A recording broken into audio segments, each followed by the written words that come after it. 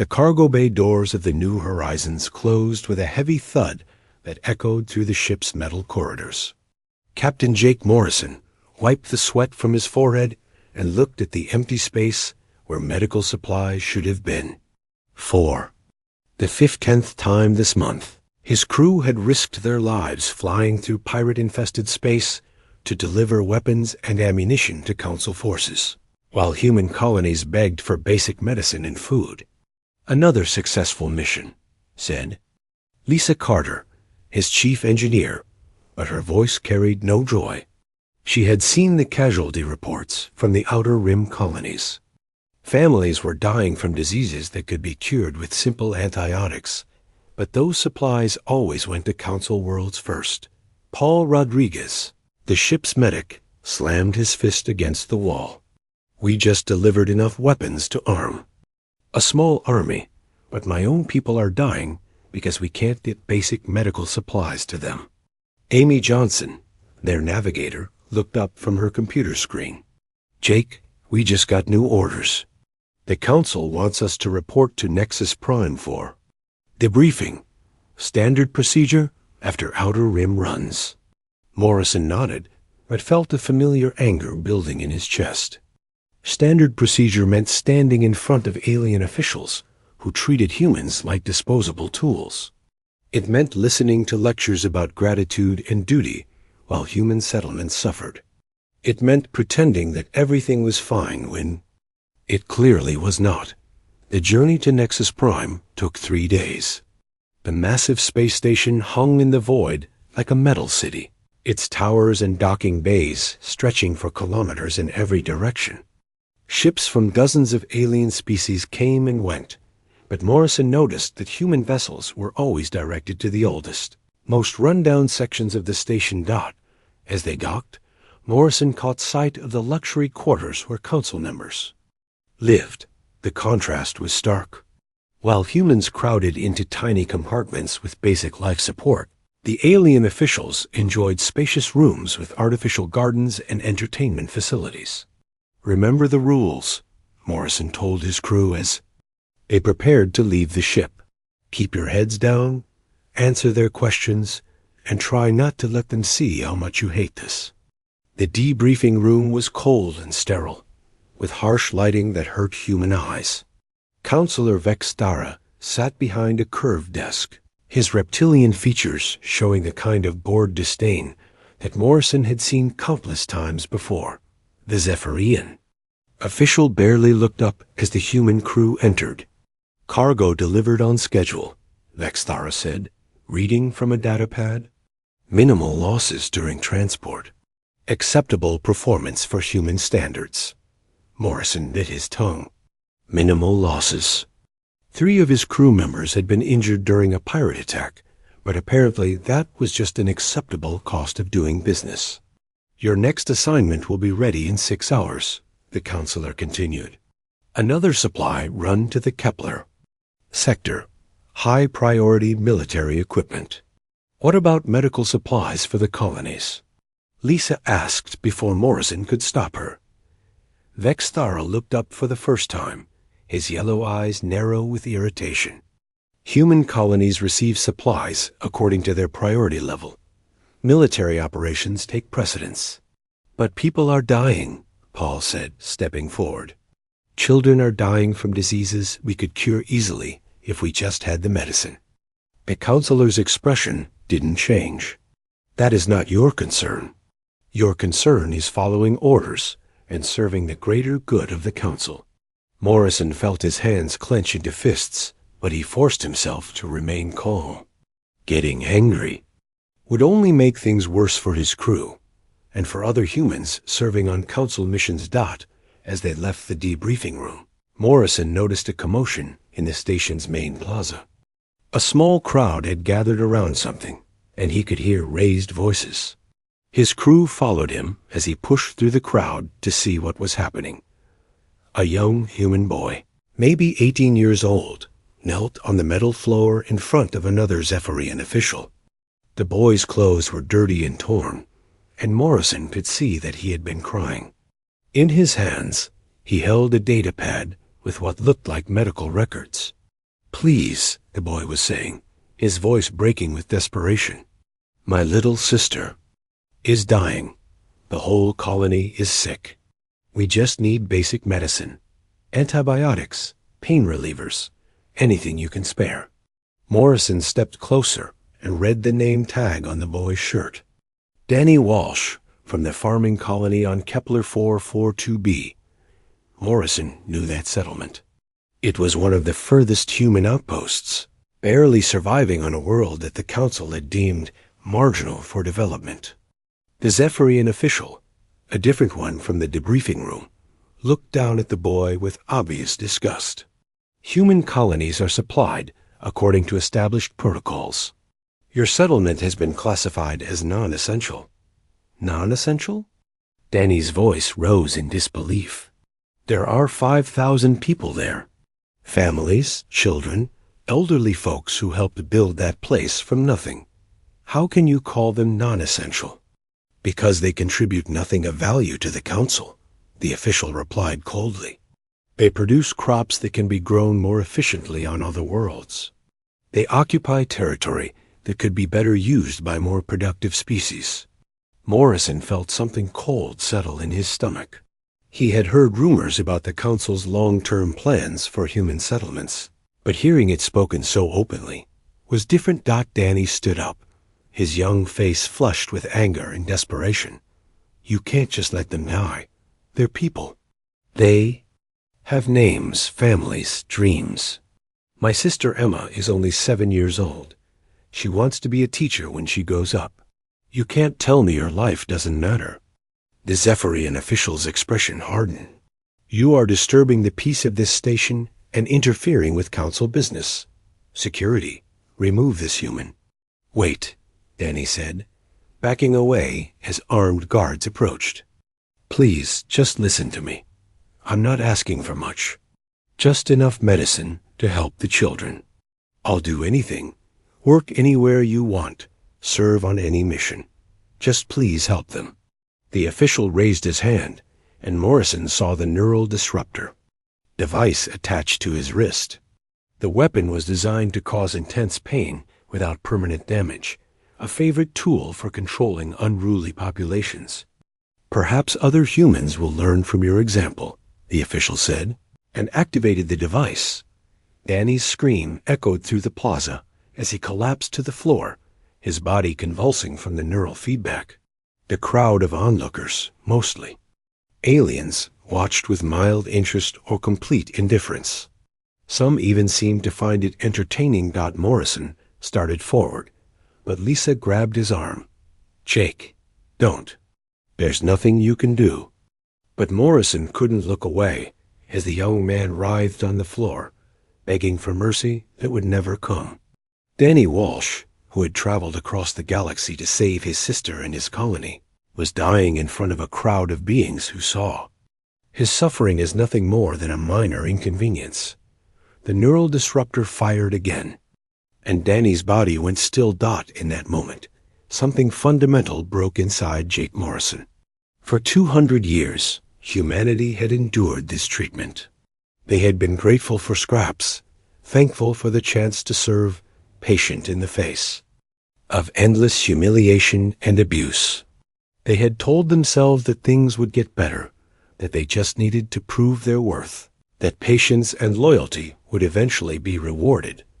But as Morrison looked down at Danny Walsh's lifeless body, he realized that nothing would ever change. The Council didn't see humans as partners, or even as useful servants.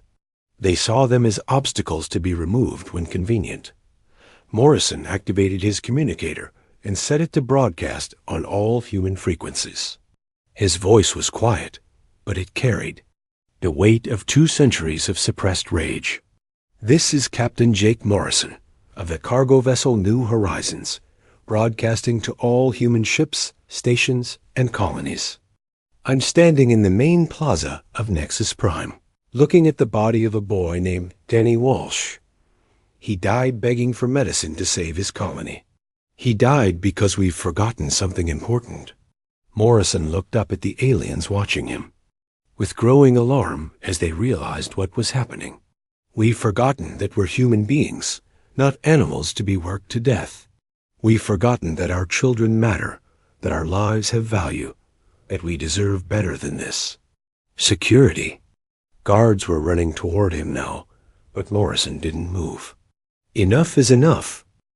The words "enough is enough" spread across human space faster than anyone could have imagined.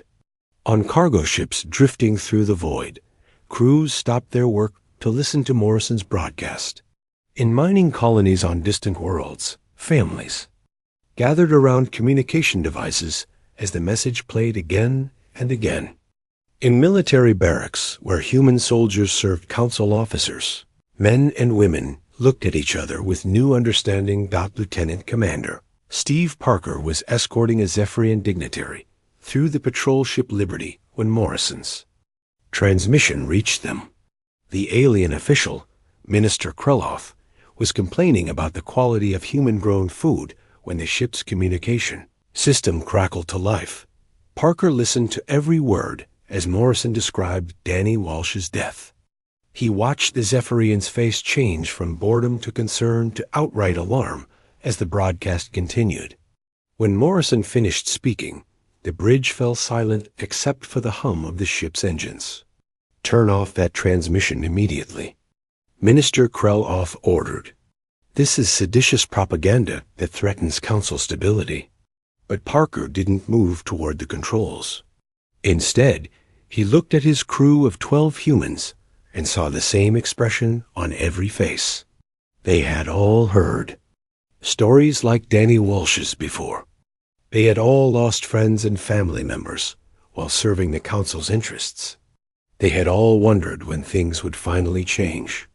"No," Parker said quietly. The Zephyrian stared at him in shock. "What did you say?" I said no. "I'm not turning off the transmission. In fact, I think everyone should hear this." Parker activated the ship's external broadcasting system and began transmitting Morrison's message to every vessel in the sector. He also accessed the ship's databanks and started broadcasting something else, classified records that he had been ordered never to reveal. The files contained detailed reports of council experiments on human subjects, records of deliberate starvation policies in human colonies, and communications between council officials discussing the human problem and potential solutions. For decades, these documents had been hidden away, but Parker transmitted them all. On Earth, Dr. Helen Chang was working late in her laboratory when Morrison's broadcast reached the planet. As head of the Human Medical Research Institute, she had spent years developing treatments for diseases that primarily affected humans. What the council didn't know was that her real job was something entirely different. Chang walked to a sealed cabinet in the corner of her lab and pressed her palm against a scanner that had been installed 20 years ago.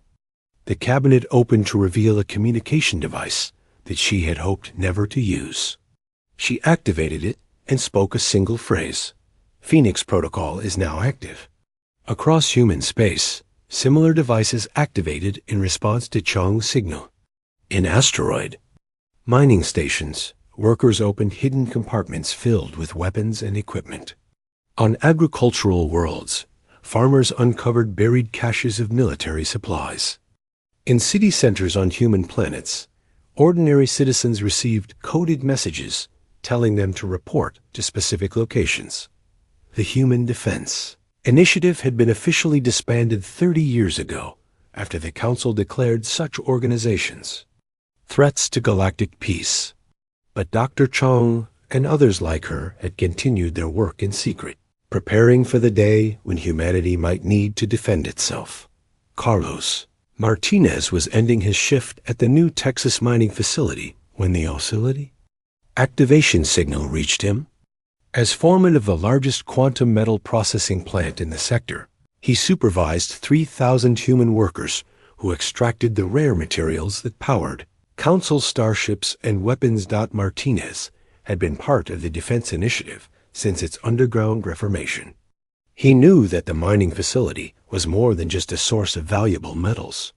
Hidden beneath the processing equipment were weapons factories, communication centers, and enough supplies to support a major military operation.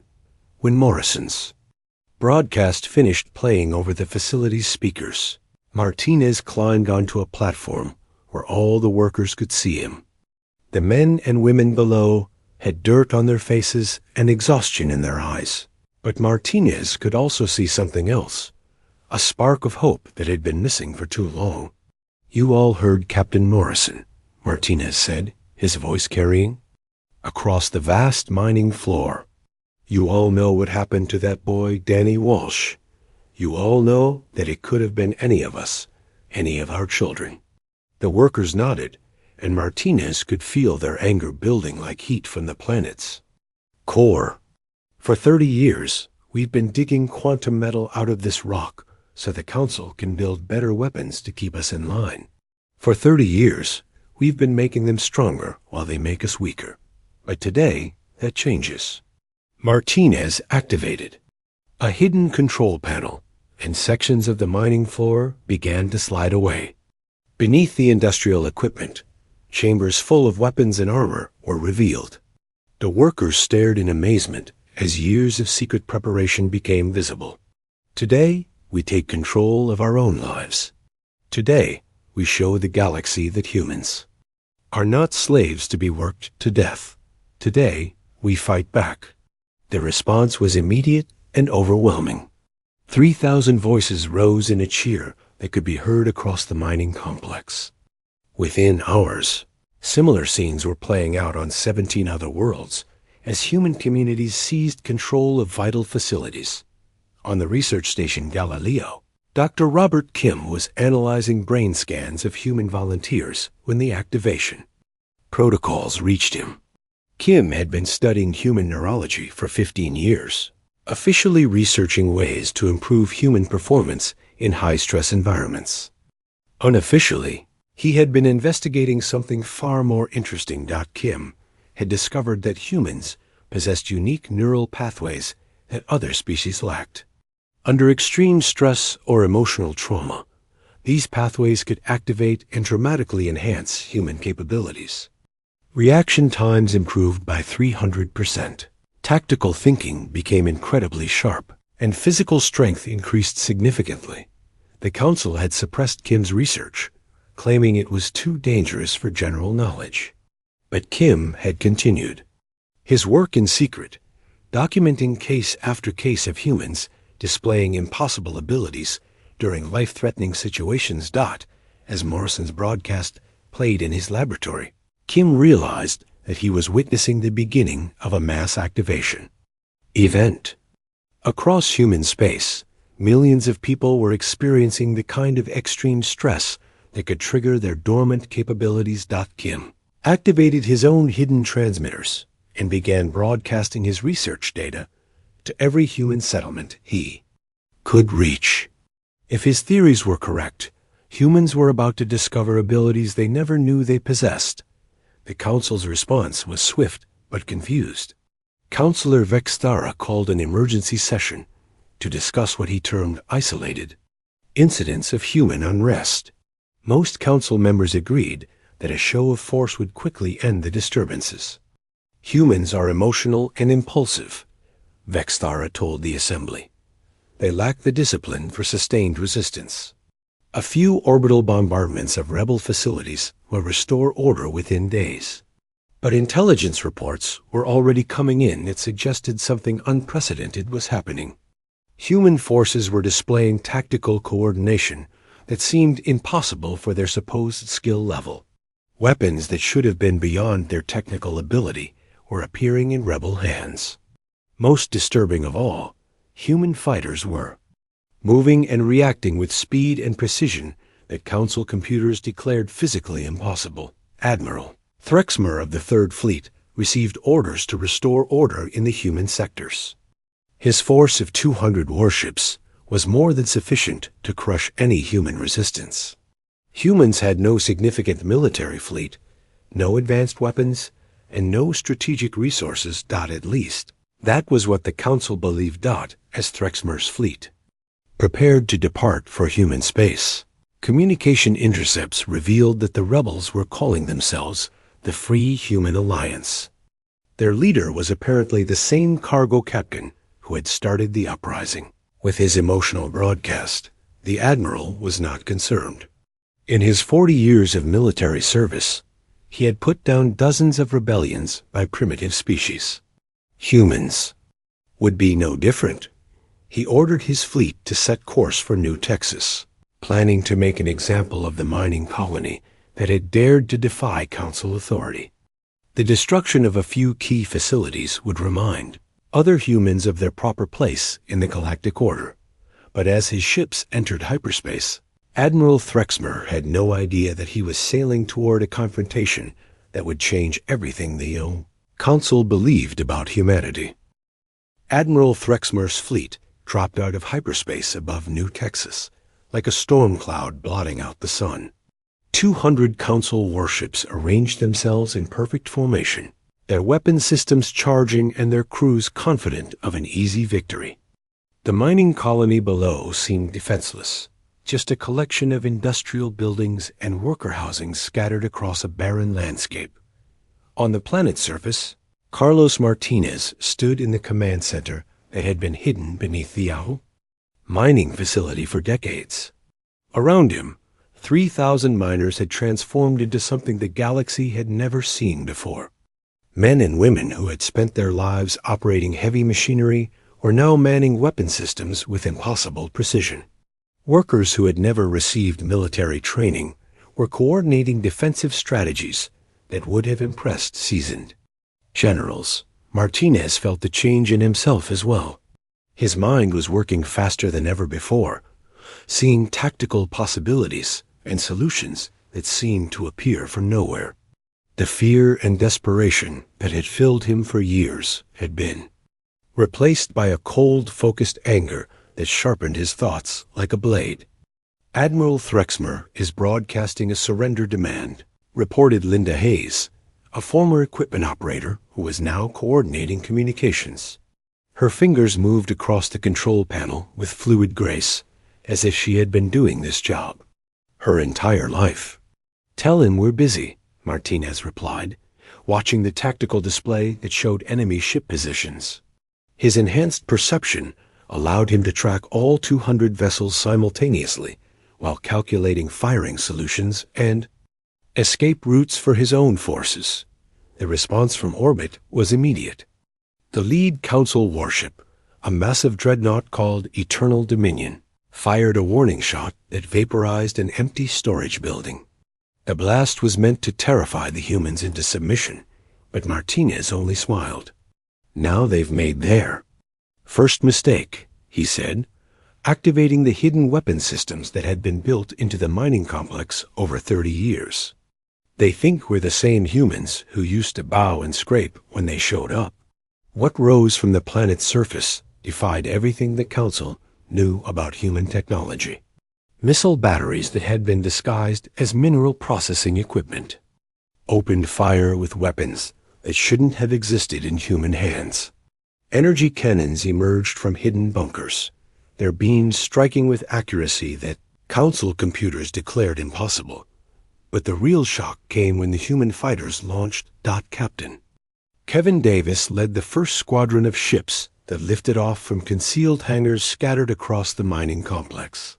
His fighter was built from parts that had been secretly manufactured and assembled over decades, but it flew like it had been designed by master engineers with unlimited resources.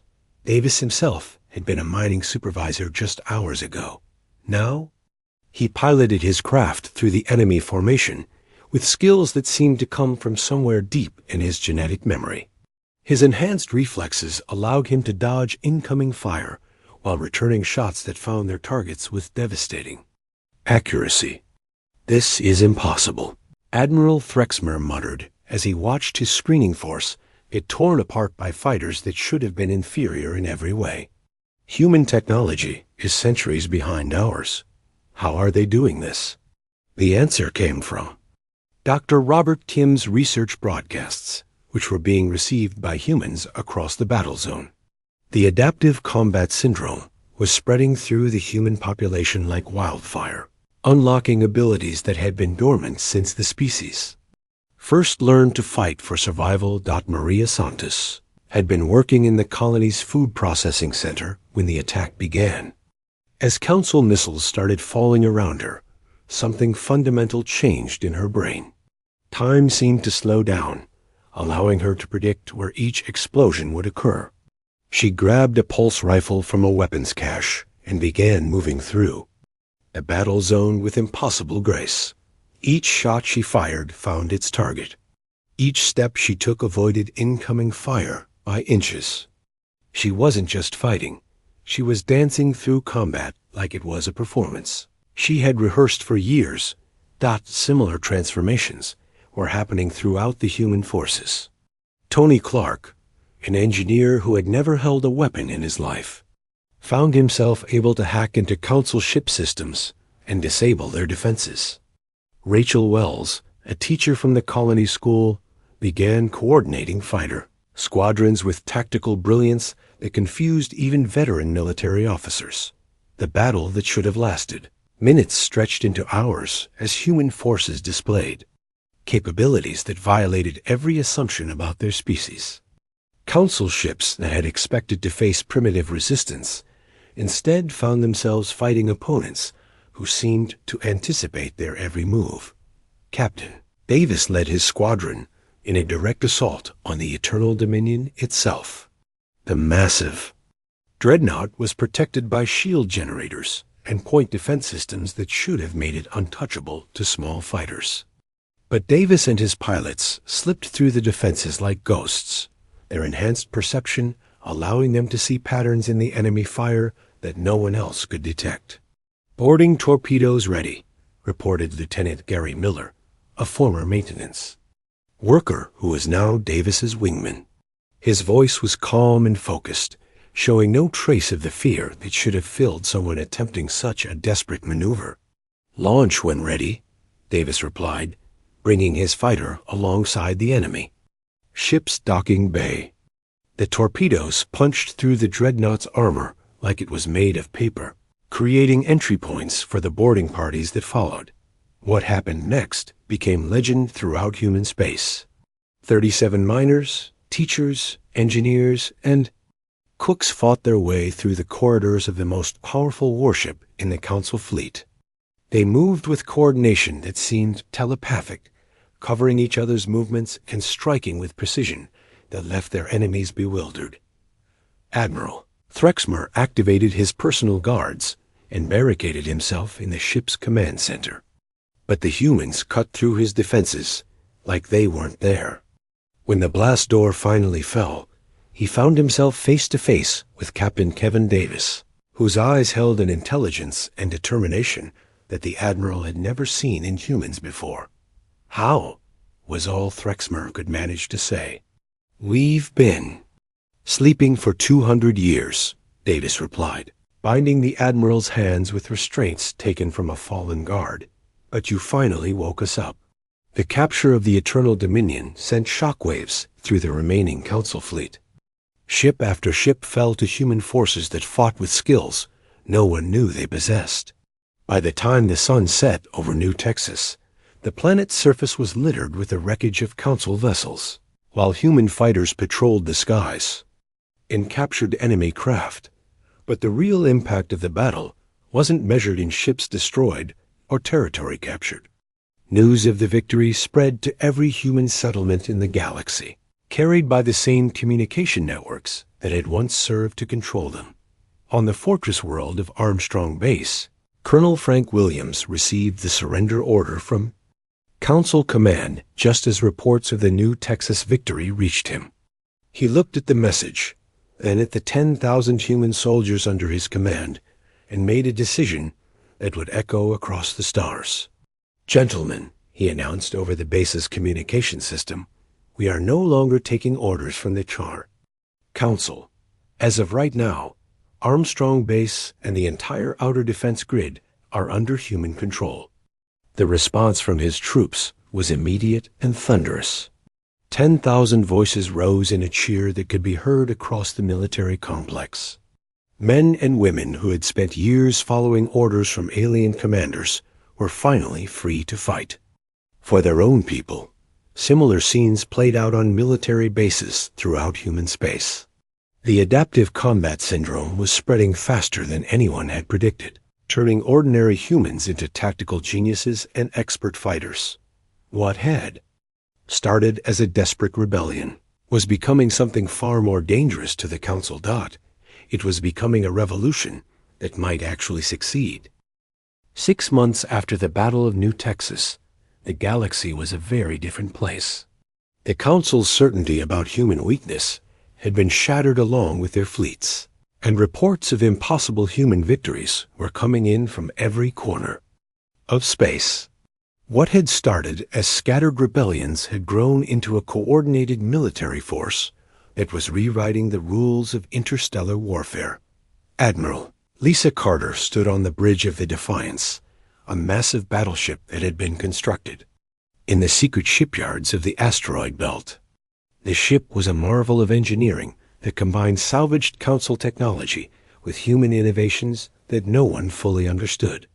It had been built by workers who had never designed a warship before, yet it flew better than vessels created by species with thousands of years of spacefaring experience. Carter herself was proof of humanity's transformation. Just months ago, she had been Jake Morrison's chief engineer, keeping cargo haulers running on dangerous supply missions. Now, she commanded a fleet of 200 ships and had won 17 consecutive battles against Council forces. Her tactical brilliance seemed to come from nowhere, as if centuries of dormant military knowledge had suddenly awakened in her mind. "Admiral, we're receiving reports from the Kepler sector," announced Commander Brian Walsh, the younger brother of Danny Walsh, who had died on Nexus Prime. He had joined the human fleet after his colony was finally liberated, and his skills at strategic planning had quickly earned him a position on Carter's command staff. "The Council has pulled their forces back to the core worlds," Ryan continued. "They're abandoning all positions in the Outer Rim and consolidating around their home systems." Carter nodded, studying the holographic display that showed the current state of the war. Human forces now controlled nearly a third of the galaxy, including most of the resource-rich mining worlds and agricultural colonies that had once been exploited by the Council. But the real prize lay ahead, the core worlds where the Council's government and military headquarters were located. "Set course for Centauri Gate," Carter ordered. "It's time to end this war." The Centauri Gate was the most heavily fortified position in Council space, a massive star fortress that controlled the only stable hyperspace route to the core worlds. Admiral Threxmer, who had been exchanged in a prisoner swap after his capture at New Texas, now commanded the defense of this crucial choke point with 800 of the Council's finest warships. The journey to Centauri Gate took 3 days, and Carter used the time to coordinate with human forces across the galaxy. The rebellion had grown far beyond anything Jake Morrison could have imagined when he made his desperate broadcast. Entire species that had been oppressed by the Council were now rising up, inspired by humanity's example and aided by human military. Advisors whose enhanced abilities seemed to work just as well when teaching others. The Altarian mining guilds had declared independence and were using human-designed weapons to defend their asteroid habitats. The vegan agricultural collectives had formed their own military units, trained by human officers who somehow knew exactly how to adapt their tactics to alien physiology. Even some Zephyrian military units had begun questioning orders, influenced by human prisoners who spoke of freedom and dignity with such conviction that their words cut through centuries of conditioning. As the human fleet approached Centauri Gate, Carter could see the massive defensive formation that awaited them. 800 Council ships arranged in overlapping fields of fire, supported by the Star Fortress itself with its planet-killing weaponry. By every measure of military science, the human fleet should have been obliterated before they could even engage the enemy. "Admiral Threxmer is broadcasting a surrender demand," reported Communications Officer Nancy Green, who had been a school teacher before the war began. "He's offering to spare our ships if we withdraw immediately." Carter smiled grimly. "Tell the Admiral that humans don't surrender anymore. We've learned too much about what happens to those who trust Council mercy." The response was immediate. The Council fleet opened fire with everything they had, filling space with energy beams and missiles that should have destroyed the smaller human force within minutes. But the human ships moved through the barrage like dancers, their pilots displaying reflexes and intuition that seemed to border on precognition. Captain David Shun led the first wave of human fighters in a direct assault on the fortress's weapon platforms. His squadron of 36 ships faced defensive fire from systems designed to stop fleets 10 times their size. But Shun and his pilots slipped through the bombardment with grace that defied physics.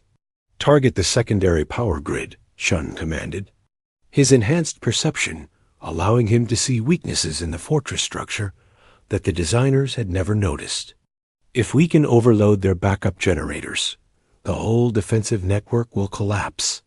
His pilots responded with precision that amazed even Carter's veteran command crew. Each fighter struck its target exactly where Chun had indicated. There. Weapons finding vulnerable points that shouldn't have been visible to human sensors. Within minutes, entire sections of the Star Fortress went dark as power failures cascaded through its systems. But the real breakthrough came when engineer Martha Cross, working from the Defiance's technical center, accomplished something that Council scientists had declared impossible. She hacked into the fortress's central computer system, using nothing but standard human equipment and her own enhanced intuition about how alien technology functioned.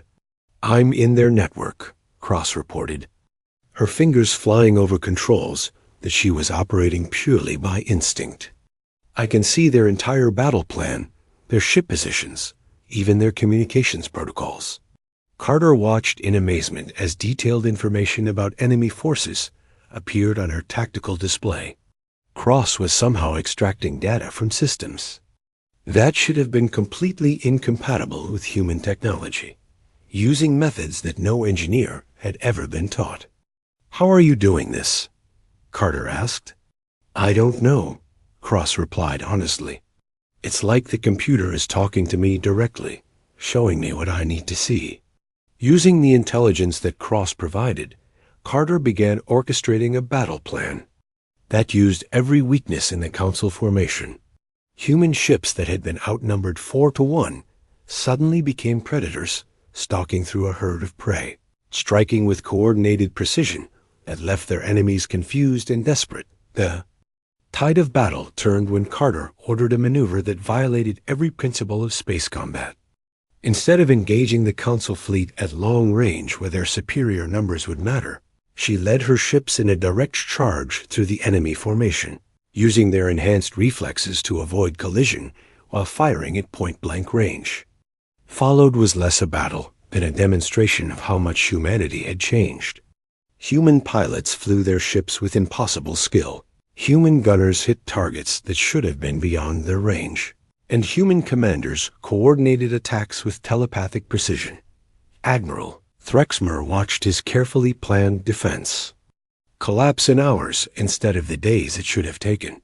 His ships were being destroyed by opponents who fought like they could see the future, and his fortress was being torn apart by fighters that moved like living things instead of machines. How is this possible? He demanded of his staff officers. 6 months ago, these were cargo haulers and miners. How did they become better soldiers than our finest warriors? The answer came in a transmission from Jake Morrison himself, broadcast on all frequencies as the battle reached its climax. Morrison's voice was calm and confident, carrying the authority of someone who had watched his species transform before his eyes. "Admiral Threxmer, this is Supreme Commander Morrison of the Free Human Alliance. You asked how this was possible. The answer is simple. You taught us what we were capable of by forcing us to fight for our survival." Morrison paused, And when he spoke again, his words carried the weight of 2 centuries of suppressed anger finally finding release. For too long, we believed your lies about human weakness and inferiority. But when you pushed us past our breaking point, we discovered something you never wanted us to know. We are not the helpless servants you thought we were. We are the descendants of a species that fought its way from caves to the stars, and we remember how to fight. As Morrison's words echoed across the battle zone, the last Council resistance collapsed. Admiral Threxmer found himself once again face to face with human forces that had achieved the impossible. And this time, there would be no prisoner exchange. Path to the core worlds lay open before the human fleet, but Carter knew that the hardest part of the war was yet to come. Victory in battle was one thing, but building a lasting peace would require wisdom that went beyond enhanced reflexes and tactical brilliance. It would require humanity to prove that they were not just better fighters than their oppressors, but better leaders as well. The core worlds of the Council lay defenseless before the human fleet, their proud cities and orbital stations exposed for the first time in 1,000 years. Admiral Lisa Carter could have ordered the bombardment of the Zephyrian homeworld and ended the war in a matter of hours, but Jake Morrison had given different instructions. "We're not here to become the new oppressors," Morrison had said during their final strategy meeting. "We're here to build something better." So instead of weapons fire, the human fleet broadcast a simple message across all frequencies in the mice. Core worlds. Supreme Commander Morrison's voice reached every planet, every station, and every ship in Council space with terms that shocked both allies and enemies. People of the galaxy, this is Jake Morrison speaking for free humanity. Our fleets stand at your doorstep, but we have not come as conquerors. We have come as liberators, offering a choice that the Council never gave us, the chance to build a future based on equality instead of domination. The response was immediate and overwhelming. On worlds throughout Council space, populations that had been suppressed for centuries began rising up against their local authorities. The Altarian miners were the first to openly declare independence, followed quickly by agricultural collectives, manufacturing guilds, and even some military units. But the most surprising response came from Councillor Vexthara himself, the same Zephyrian official who had ordered Danny Walsh's execution 6 months earlier. A shuttle carrying diplomatic flags approached the human flagship, requesting permission to negotiate. Morrison met with Vexthara aboard the neutral station Havens. Rest, a small trading post that had somehow managed to remain independent throughout the war. The meeting room was simple and sparse, with representatives from both sides sitting across a metal table that had seen better days. Dr. Helen Chong served as humanity's chief diplomat, her calm intelligence providing a stark contrast to the military officers who surrounded Morrison. Across from her sat Vexthara, his reptilian features showing none of the arrogance that had once defined his interactions with humans. "Your terms are impossible," Vexthara said, reading from the document that Chang had presented. "Complete autonomy for human space, reparations for 2 centuries of oppression, dissolution of the current Council structure. You are asking us to surrender everything we have built." Chang leaned forward, her enhanced perception allowing her to read the subtle signs of fear and desperation that Vexthara was trying to hide. "What you built was a system of oppression that treated entire species as disposable resources. We're not asking you to surrender everything. We're asking you to surrender the right to dominate others." "And if we refuse?" Vexthara asked. Morrison spoke for the first time since the negotiations began. "Then we will do what you taught us to do. We will take what we need by force and impose our will on those who oppose us. But we would prefer not to become the monsters you trained us to. Fight." The negotiations continued for 3 days, with representatives from other species arriving to add their voices to the discussion. The Altarian mining guild leader spoke of generations lost to dangerous work in council-controlled facilities. The vegan agricultural representative described the systematic starvation of her people to feed council worlds. Even some Zephyrian civilians arrived to testify about the corruption and brutality of their own government. But the real breakthrough came when Dr. Robert Kim presented his latest research findings. The scientist had continued studying the adaptive combat syndrome throughout the war, and his discoveries were changing everything the galaxy thought it knew about evolution and consciousness. The syndrome isn't unique to humans, Kim explained. To the assembled negotiators, every sentient species in this room has the genetic potential for the same enhanced capabilities. The difference is that humans were pushed to the breaking point where the dormant traits activated. Kim activated a holographic display that showed brain scans from dozens of different species. Look at these neural pathways. They exist in Zephyrians, Altarians, vegans, and every other race we've tested. The Council's rigid social structure has been suppressing natural evolutionary development for thousands of years. The implications were staggering. Across Council space, populations were beginning to manifest their own versions of enhanced abilities as the news of Kim's research spread. Workers were displaying impossible coordination, soldiers were questioning orders with new clarity of thought, and even government officials were experiencing moral awakenings that challenged everything they had believed. Vexthara stared at the brain scans with growing horror. You're saying that we created our own downfall by oppressing others? You created a galaxy-wide evolutionary pressure that eventually produced a response, Zhang replied. Humanity just happened to be the first to break under that pressure, but we won't be the last. Reports were already coming in from across Council space. On the Zephyrian homeworld, military units were refusing orders to suppress civilian demonstrations.